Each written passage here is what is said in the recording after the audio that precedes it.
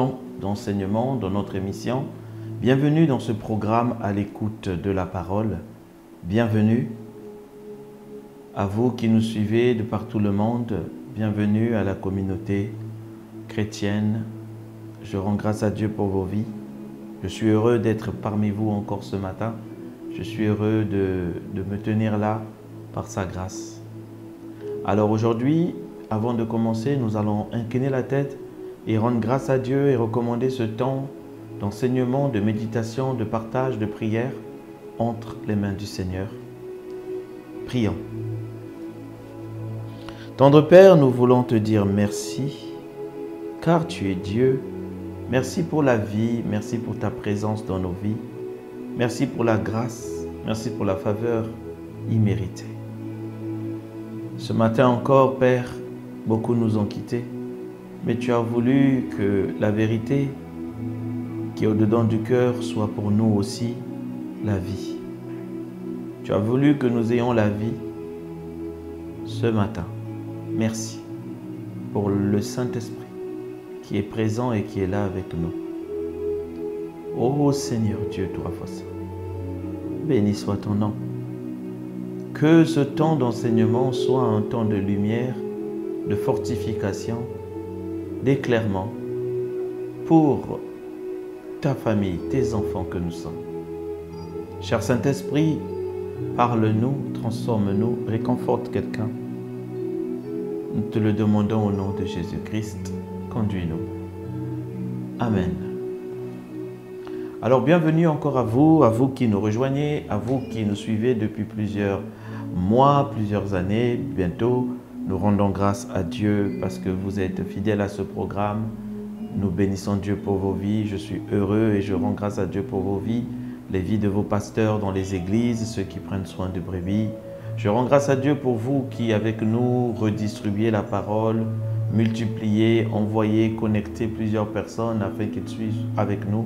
Vous qui partagez ce message à des personnes qui en ont besoin. Nous rendons grâce à Dieu pour les témoignages que vous envoyez. Le Seigneur est grand, il est vraiment grand. Amen. Je bénis Dieu pour aussi toutes les personnes qui travaillent à la réalisation de ce programme. Je bénis Dieu pour toutes ces mains qui sont derrière. Que le Seigneur seul soit leur rémunérateur. Et je rends grâce à Dieu qui me permet d'être debout ici avec vous, d'être assis plutôt aujourd'hui, d'être assis dans cette configuration, d'avoir la vie avec vous. Je rends grâce à Dieu. Alors, depuis le début de l'année, nous parlons de la foi. La foi est tellement importante. Nous avons besoin d'avoir une foi, mais pas seulement une petite foi, une foi grande, une foi solide, une foi forte, peu importe, mais nous avons besoin que notre foi soit en activité, une foi active. Parce que nous ne pouvons saisir la grâce de Dieu, la faveur imméritée sans la foi. Voilà pourquoi le Seigneur, depuis le début de l'année, nous a parlé de la foi de diverses manières. Si vous nous rejoignez, vous pouvez repartir, écouter les enseignements qui sont passés pour essayer par la parole de Dieu d'augmenter votre niveau de foi ou d'étirer votre niveau de foi. Amen. Alors, les dernières sessions, nous avons parlé de la foi et surtout de la libération de l'esprit de foi. Laissez l'esprit de foi se manifester au-dedans de nous. Nous avons évoqué des saisons que les élus vivent. Tu es un élu de Dieu, comme nous l'avons dit, quelque part dans le ciel, ton nom est en train d'être appelé.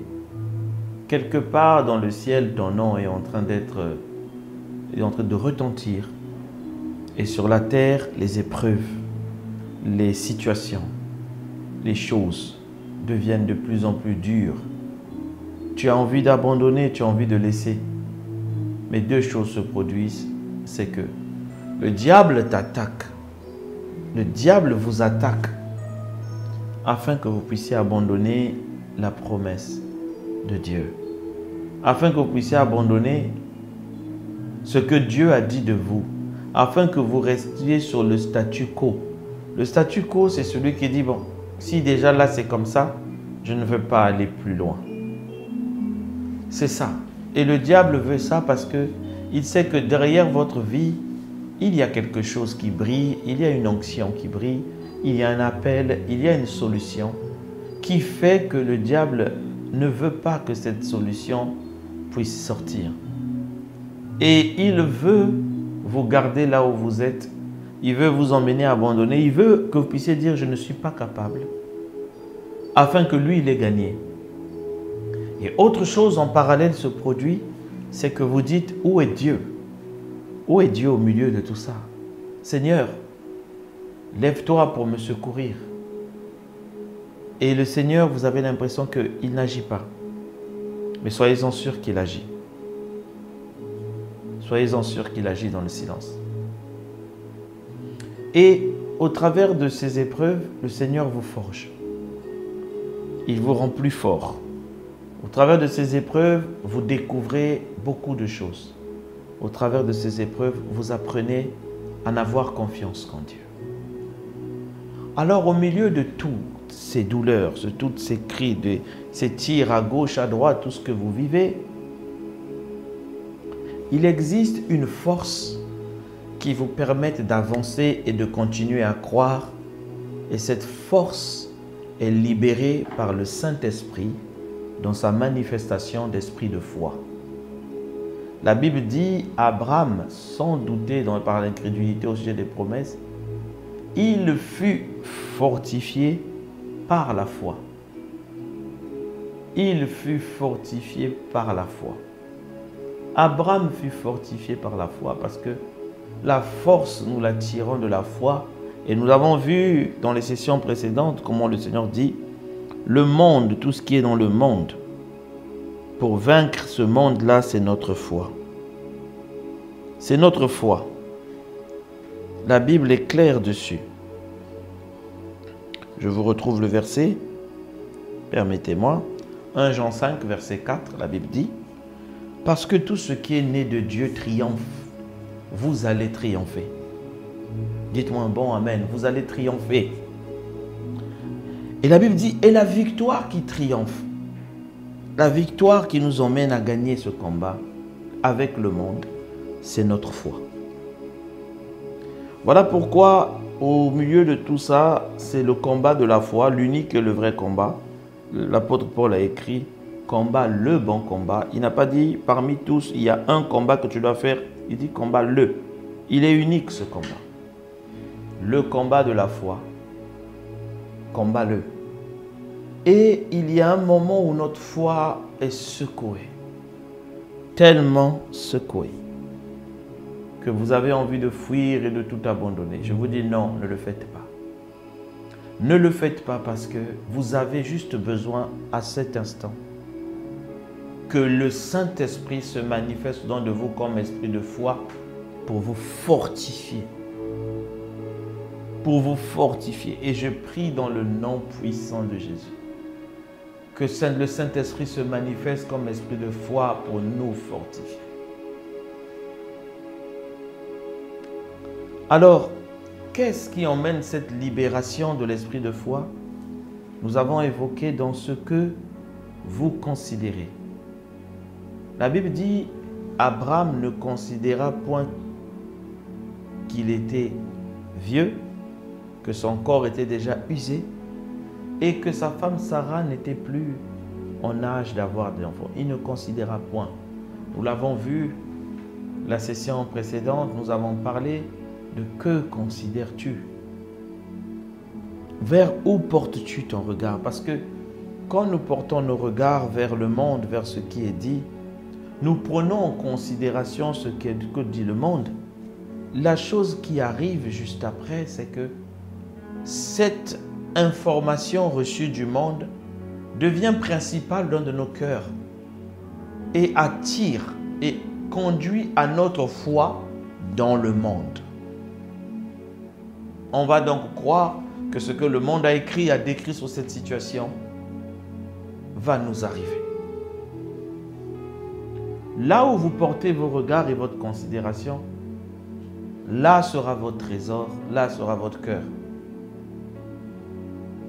Alors, l'esprit de foi ne se libérera pas, il n'agira pas parce que vous ne considérez pas ce que Dieu dit, mais vous considérez ce que le monde dit. Vous considérez ce que vos yeux voient et non pas ce que Dieu dit. Alors, il y a des attitudes que nous devons avoir qui facilitent l'activité ou la libération de l'esprit de foi, du Saint-Esprit en tant qu'esprit de foi, pour soutenir notre foi, pour nous emmener à traverser ces épreuves que nous pensons souvent impossibles à traverser. Alors, voici quelques points qui nous emmènent à vivre et à libérer l'esprit de foi. Parmi eux, il y a, toujours dans le « que considères-tu » la suite de ce que nous avons vu. Donc, si vous nous rejoignez, il serait sage de repartir au message précédent pour comprendre pourquoi la Bible dit « que considères-tu ». Alors, la première chose que vous devez savoir au milieu de tout ce qui se passe dans le monde et des attaques, il y a ce qu'on appelle la vérité et il y a ce qu'on appelle la réalité. Considérez-vous plutôt la vérité ou considérez-vous plutôt la réalité? Qu'est-ce que je veux dire? La Bible dit dans le livre de Romains 4, lorsque nous parlons d'Abraham, la Bible dit que sans faiblir dans la foi, dans le Romains 4, 19, il ne considéra point que son corps était usé et que Sarah n'était plus en état d'avoir des enfants. Il ne considéra point la réalité. Ça, c'est une réalité. C'est vrai, c'est une réalité. Je ne vais pas dire c'est vrai, mais c'est une réalité. Quand il regarde son âge, il voit que son corps est usé. Quand il voit Sarah, il voit qu'elle a dépassé l'âge. C'est une réalité. Mais la Bible dit sans faiblir, sans faiblir, sans faiblir dans la foi. Et plus tard, il est dit, il ne douta point par incrédulité au sujet de la promesse et fut fortifié par la foi. Il n'a pas douté, il s'est focalisé, il a mis son attention sur la promesse de Dieu. Alors, qu'est-ce que cela veut dire, mon frère, ma soeur? Cela veut dire que la réalité nous enverra toujours des informations. Nous avons déjà enseigné dessus. C'est ce qui est réel, c'est ce que nous voyons, c'est ce que nous entendons de nos oreilles, c'est ce que l'on vient nous dire. C'est ce que le médecin a déclaré pour vous. C'est ce que le diable fait passer comme un message. C'est une réalité.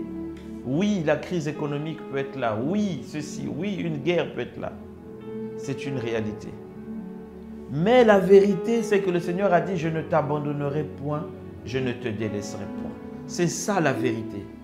Le Seigneur a dit dans la vérité que quelle que soit la longueur de la nuit, le soleil apparaîtra un moment. Le Seigneur a dit que cette épreuve n'est pas pour la mort. Il dit, cette maladie est pour la gloire de Dieu et Dieu va se glorifier dedans. Que considères-tu? Est-ce la réalité? Tout ce qu'on vient te dire, tout ce que ton travail te dit, tout ce que les sciences et les technologies te disent? Ou considères-tu plutôt la vérité?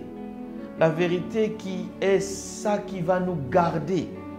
La vérité, c'est ce qui sort de la parole de Dieu. La vérité, c'est le réma de Dieu, la parole qui t'a été donnée, la promesse que tu as. Il faut considérer la vérité. La Bible dit dans le livre de Jean 17 au verset 17, « Sanctifie-les par ta vérité, car ta parole est la vérité. » Ça veut dire que il faut sanctifier, veut dire mets-les à part, garde-les, protège-les, mets-les à part. Comment? Par ta parole, car ta parole est la vérité. La vérité se trouve dans la parole de Dieu. Tu dois considérer la parole de Dieu, tu dois rester dessus. Plonge, lis, quand ça devient chaud, va dans la Bible, regarde comment ceux pour qui ça a été chaud et comment Dieu les a sortis de là.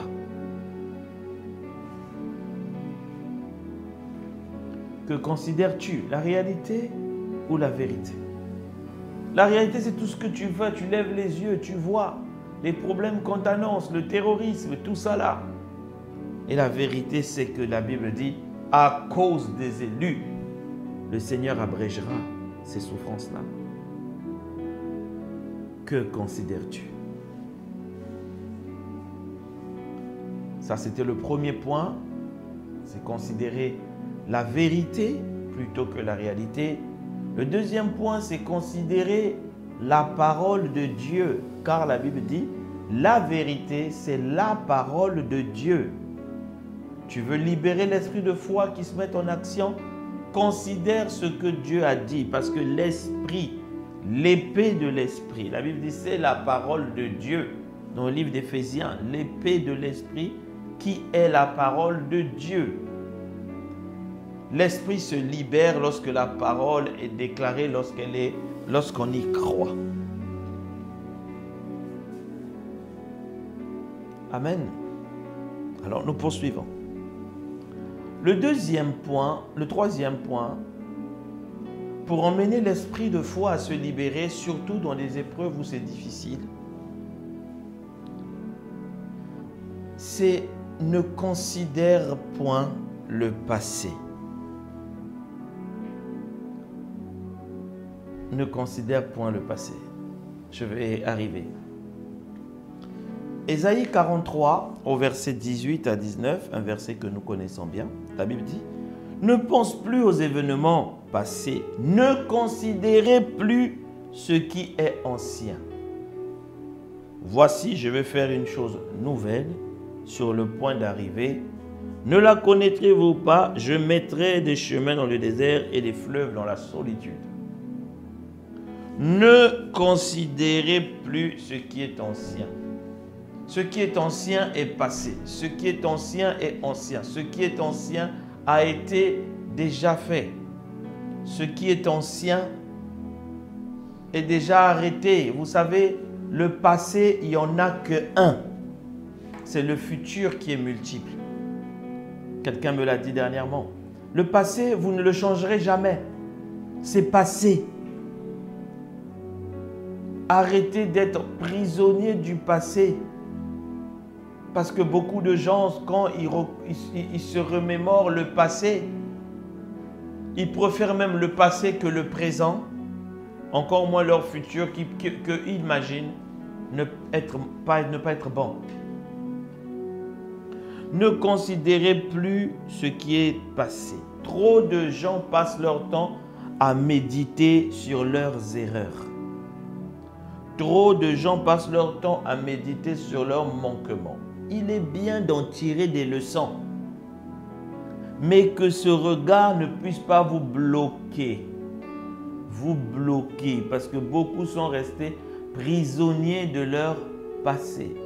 Ainsi, l'esprit de foi ne peut pas se libérer. Il ne peut pas se libérer.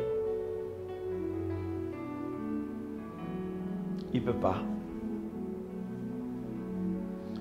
Le passé, ce sont des prisons. Des prisons, les erreurs passées, les douleurs passées. Ah, on m'avait fait ça. Ah, il m'avait fait ça. Ah, chez nous, c'est toujours comme ça. Ça ne changera pas. Ah, ça a commencé depuis X années. Ça ne changera pas. Tout ça, ce sont des prisons du passé. Les erreurs passées sont passées, debout, avance. Crois que l'avenir va être meilleur. Le Saint-Esprit, l'Esprit de Dieu, dans sa libération en tant qu'esprit de foi, te soutient. Et il va se manifester. Vous savez, le passé a retenu tellement de gens que je voulais vous dire que le passé, il n'y a que vous qui le considérez, et puis les gens, entre guillemets, de mauvaise foi qui le considèrent. Ce qui compte, ce n'est pas le passé. Ce qui compte, c'est le futur. C'est aujourd'hui déjà même. C'est aujourd'hui qui compte. Ce n'est même pas le futur. C'est ce que tu fais aujourd'hui qui compte. Je m'explique. quand vous passez votre temps à considérer le passé, quand j'étais, nous on a toujours souffert, quand j'étais. Même les gloires passées sont des prisons. Les gloires passées, ce sont vos succès du passé. Ce sont des prisons. Parce que Dieu a dit, il fait quelque chose de nouvel sur le point d'arriver. Ça veut dire qu'il parle d'un futur proche. Si toi, tu es toujours en train de te focaliser sur le passé, c'est compliqué. Je voulais vous dire une chose. Le diable, la vérité, c'est que le passé, il n'y a que vous qui le considérez. Le diable s'en fout de votre passé. Oh que oui, le diable s'en fout de votre passé. Même Dieu, entre guillemets, s'en fout de votre passé. Pourquoi je le dis? La Bible déclare, ne considérez plus ce qui est ancien. Ça veut dire que Dieu a effacé ça. C'est-à-dire que Dieu ne voit pas ça. Dieu voit ce qu'il vous appelle à être. Il vous veut emmener de gloire en gloire. Et c'est ce qu'il attend que vous puissiez dire, déclarer de votre bouche. Ne considère plus ce qui est ancien. Ne considérez plus ce qui est ancien. Le diable s'en fout de votre passé. Pourquoi? Parce que le diable, il sait que s'il veut vous ramener et vous bloquer dans le passé, c'est parce que votre futur le fait peur. Votre futur le fait peur. Il y a des guerres qui se lèvent, il y a des problèmes qui se lèvent, il y a des situations qui se lèvent. Parce que votre futur fait peur au diable. C'est votre futur qui le fait peur et non votre passé. C'est votre futur. Il a peur de l'homme que vous allez être demain. Il a peur de la femme que vous serez demain. Il a peur que les plans et les promesses de Dieu se réalisent. Parce que le Seigneur vous disait tantôt dans les sessions dernières que vous êtes un espoir. Il a peur que par vous, votre famille se dise « Nous allons suivre votre Dieu ». Que par vous, les gens de la ville aient des réponses aux problèmes. Il a peur. Et il multiplie les attaques et il veut vous garder dans le passé parce qu'il a peur de votre futur. Vous voyez, dans toute cette histoire-là, il n'y a que vous-même qui êtes focalisé sur votre passé. Le passé est passé, je vous le dis. Le passé est unique, c'est le futur qui est multiple. Dans le futur, vous avez encore le choix. Soit de choisir de rester enfermé dans le passé, soit de choisir de continuer à pleurer, soit de dire « ma vie va changer et va être ce que Dieu a dit ». Les promesses de Dieu seront une réalité. Elles sont déjà une vérité, mais elles seront une réalité. Et donc, vous avez le choix aujourd'hui. Aujourd'hui, ce qui compte, c'est aujourd'hui. Et demain se décide aujourd'hui de rester soit dans le passé, soit de décider à avoir un futur meilleur. La décision, personne ne la prendra à votre place. Dieu a dit, j'ai mis devant toi la vie et la mort. Je te conseille, je t'aime, choisis la vie. Le choix vous revient. Oubliez votre passé, oubliez même les gloires passées. Oh oui, mais ça m'aide à rendre grâce à Dieu. Non, rends grâce à Dieu pour ce que Dieu va faire au futur, dans la suite. Bénis-le déjà pour ce qu'il va faire. Dis-lui, Seigneur, je te loue, car quand je vois les promesses que tu as pour moi, je ne peux que te rendre grâce. Le passé est passé. C'est le futur qui fait peur au diable et ce qui compte, c'est ce que vous en faites aujourd'hui. Qu'est-ce que vous faites aujourd'hui? Choisissez de croire en les promesses de Dieu. Choisissez de plonger dans la Bible et de rechercher les promesses de Dieu. Choisissez cela. C'est mon point suivant avant de clôturer pour aujourd'hui. Comment libérer l'esprit de foi? C'est de considérer les paroles de Dieu, les promesses de Dieu et les prophéties. c'est lorsque tu les considères, vous les considérez et que vous plongez dedans, vous commencez à penser à comment ça sera quand Dieu va faire ça. Pas comment il va faire. Comment il va faire va vous ramener à porter vos regards sur la réalité et vous allez commencer à douter. Non! Commencez déjà à réfléchir. Dieu a dit que je serai un grand serviteur de Dieu. Oh Seigneur, quand ça sera là, quand ça va arriver, j'irai dans tel village, j'irai prêcher la parole, j'irai dans telle ville, j'écrirai tant de livres, je parlerai de la part du Seigneur. Je vais vraiment être là, je ferai ceci, cela. Le Saint-Esprit dedans de moi agira de telle manière. Seigneur, je te rends grâce pour cela parce que ce n'est pas la fin de ma vie. Ce que je peux voir dans la réalité, c'est parce que le diable a peur de mon futur. Le diable a peur de votre futur. Il a peur. Alors, considérez les promesses. La Bible dit dans le livre d'Habakkuk, que vous connaissez, écrit la prophétie grave là, qu'on la récite couramment, qu'on la considère couramment, qu'on la lise tous les jours. Dis tous les jours, lève-toi, que le juste dise il est fort. Que celui qui était faible avant dise qu'il est fort. Considère la parole. Considère la parole. La Bible dit que Abraham, la Bible dit, au contraire, loin de mettre en doute la promesse de Dieu, il refusa de croire ce qu'il avait vu. Il a refusé, il a dit, loin de mettre en doute, il ne douta pas dans son cœur. Loin de mettre en doute la promesse. Je vais vous relire le verset, vous allez comprendre un mécanisme qui se fait lorsque vous décidez de regarder à la parole de Dieu. Et Romains 4, verset 19, et sans plaider dans la foi, il ne considéra point que son corps était déjà usé. Vous voyez, là, il voit l'état. Il voit avec ses yeux, il voit la réalité. Puisqu'il avait déjà près de 100 ans et que sa femme Sarah n'était plus en mesure d'avoir d'enfants. Il ne considéra pas ça. La Bible dit au verset 20, il ne douta point par incrédulité au sujet de la promesse. C'est-à-dire, il s'est focalisé sur la promesse et fut fortifié par la foi, donnant gloire à Dieu. Ça, c'est important. Pourquoi la Bible dit donnons gloire à Dieu?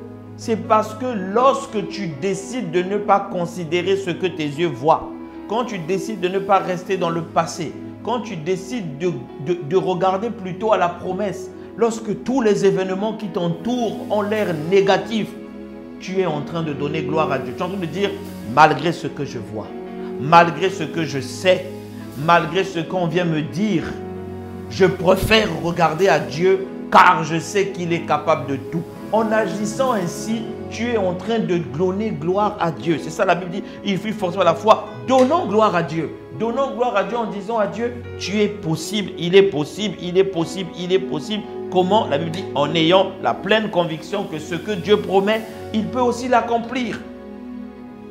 C'est ça, donner gloire à Dieu. Donner gloire à Dieu, ce n'est pas seulement dire gloire à Dieu, gloire à Dieu, gloire à Dieu, acclamons, gloire à Dieu, gloire à Dieu. Non, donner gloire à Dieu, c'est lorsque les situations paraissent pourries, paraissent rien de bon à tirer d'avenir. Tout, on vous dit que tout est foutu, vous avez mal au cœur, et que malgré ça, vous êtes en train de dire, Dieu est fidèle. Ce qu'il a dit, il le fera.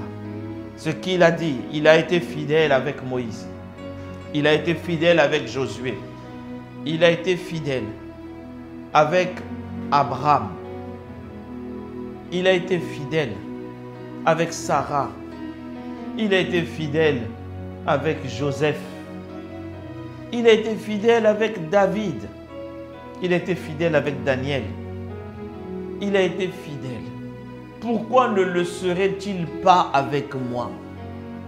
Je dis toujours aux gens en rigolant un peu, ce n'est pas moi qui ai tué Jésus. Et même ceux qui l'ont tué vivent bien. Pourquoi Dieu ne sera pas fidèle avec moi? Quelle faute avez-vous fait? Quel passé peut vous emmener à croire que Dieu sera infidèle avec vous, il vous abandonnera? Jamais. Il a dit, je ne vous laisserai pas, je ne vous abandonnerai pas. Quelle que soit la situation dans laquelle vous êtes, celle que vous traversez, N'oubliez pas une chose. En considérant les promesses de Dieu, vous êtes en train de lui donner gloire et vous libérez l'onction de l'esprit de foi. Vous êtes soudain fortifié en disant qu'il ne m'abandonnera pas. Vous sentez qu'il y a une force qui revient au-dedans de vous.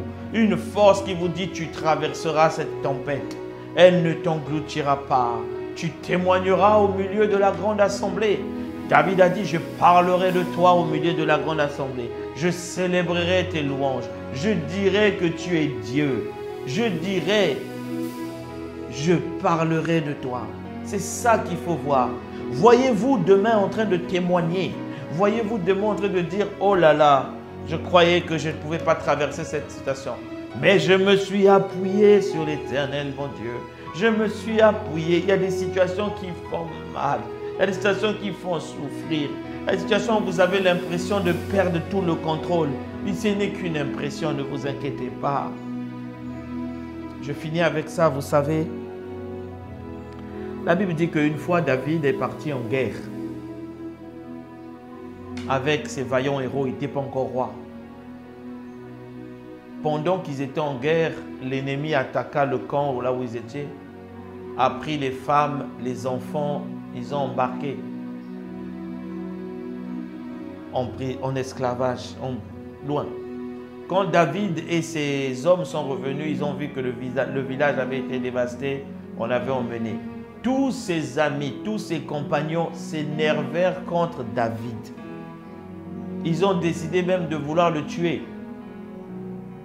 À un moment, vous voyez, la réalité était forte. Les femmes sont parties, les enfants sont partis. Vous savez, avec ma petite expérience, j'ai compris que lorsqu'on touche la famille, lorsqu'on touche les enfants, beaucoup de gens, même moi-même, peut-être certainement, nous perdons certains repères. Nous perdons certaines réalités. Parce que notre famille, nos enfants, nous avons le sentiment d'en être les protecteurs. Mais ces vaillants soldats de David, ils ont décidé de faire la peau à David. La Bible dit au milieu de tout ça, ils sortaient d'une guerre, d'un combat. Donc imaginez l'état émotionnel de David. La Bible dit, et David s'appuya sur l'Éternel son Dieu. Il mit sa confiance en l'Éternel son Dieu. Il n'a pas regardé tous ces hommes qui le lâchaient. Il n'a pas regardé à tous ces hommes qui pleuraient leurs femmes et leurs enfants. Il mit sa confiance en l'Éternel son Dieu. Et David dit aux hommes, allons en guerre, allons récupérer nos familles. Ils sont allés, la Bible dit, ils remportèrent le combat, ils ramenèrent tout le monde. Et ils pillèrent le camp des ennemis. Et le village était dans la joie. Mais avant d'être dans la joie, David a eu des moments d'angoisse où il s'est appuyé sur l'Éternel, son Dieu. Donnons gloire à Dieu. Amen. On va s'arrêter là pour aujourd'hui. Seigneur, merci parce que tu nous enseignes comment libérer l'esprit de foi. Tu nous enseignes comment traverser les tempêtes, comment tenir bon et être fortifié dans la foi. Nous te rendons grâce parce que tu as parlé à quelqu'un ce matin. Nous te rendons grâce parce que tu as parlé à une personne ce matin. Nous te bénissons au nom puissant de Jésus. Amen. Que Dieu vous bénisse. Si vous n'avez pas encore donné votre vie à Jésus, restez là, restez. Faites la prière du salut avec nous. Et vous qui avez déjà donné votre vie à Jésus, faites le travail. Partagez la parole à une personne qui en a besoin. Partagez la parole. Relayez le message. Un jour, peut-être qu'une personne vous dira, le message que vous m'avez envoyé a touché ma vie, a changé ma vie. Et cela sera écrit à votre crédit dans le ciel. Que Dieu vous bénisse. À la prochaine.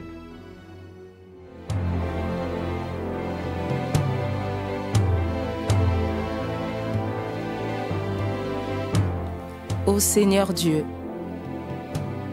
je crois en ton Fils Jésus-Christ. Je crois qu'il est mort pour moi et que Dieu l'a ressuscité d'entre les morts. Je confesse de ma bouche que Jésus-Christ est le Seigneur de ma vie, dès maintenant et pour toujours. Je donne ma vie à Jésus-Christ dès aujourd'hui et j'ouvre mon cœur par la foi et reçois le salut.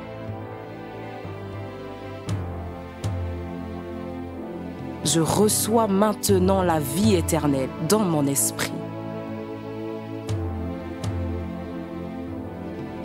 Merci Seigneur d'écouter ma prière. Mes péchés ont été lavés par le sang de Jésus.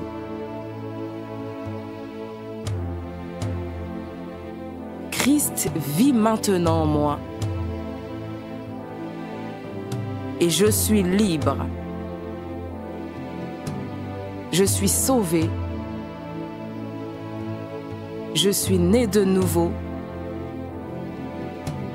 Et dès aujourd'hui, je marche